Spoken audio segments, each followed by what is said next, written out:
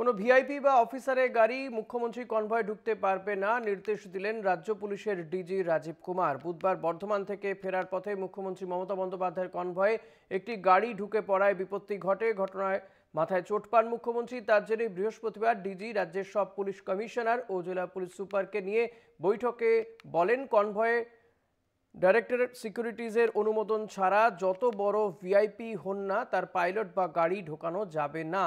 বৈঠকে directorate securities Piyush পাণ্ডেও হাজির ছিলেন। প্রধানমন্ত্রী বা মুখ্যমন্ত্রীদের যাত্রাপথ আচমকা বদল হতেই পারে, এমন পরিস্থিতির জন্য আগাম প্রস্তুতি সেরে রাখতে হবে বলেও নির্দেশ দেন রাজীব কুমার। ব্যক্তিগত আক্রমণের বদলে রাজনৈতিক দলগুলি নিজেদের মতামত কমিশনকে জানাক। লোকসভা নির্বাচনের আগে জাতীয় ভোটার দিবসে এমনটাই আবেদন জানালেন দেশের মুখ্য নির্বাচন কমিশনার। অবাধ ও শান্তিপূর্ণ নির্বাচনের লক্ষ্যে রাজনৈতিক দলগুলির কাছে দায়বদ্ধতা আশা করে নির্বাচন commission.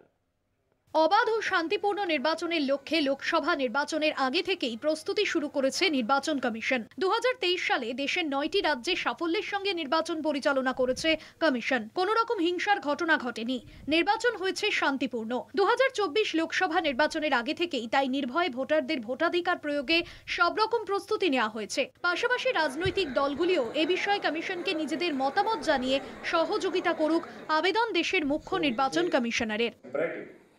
That political parties engage in discussions that inspire rather than divide, that promote ideas instead of personal attacks.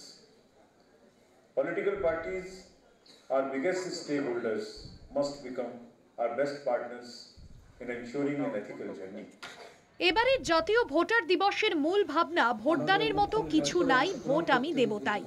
গত 22শে জানুয়ারি চূড়ান্ত ভোটার তালিকা প্রকাশ করেছেন নির্বাচন কমিশন।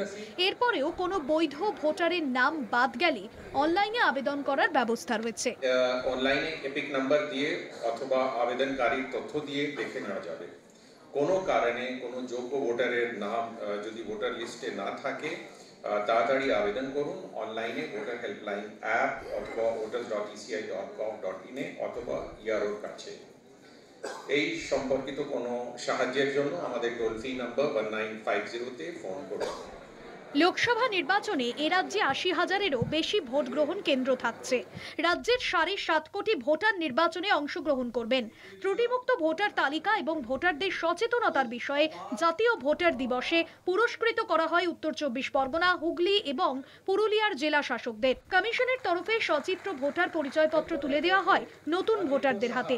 একই সঙ্গে নতুন ভোটারদের নির্বাচন প্রক্রিয়ায় অংশগ্রহণ করতে বিশেষভাবে আবেদন জানিয়েছে নির্বাচন কমিশন। ক্যামেরায় সুবীর সরকারের সঙ্গে সত্যসুন্দর ভট্টাচার্য, কলকাতা টিভি।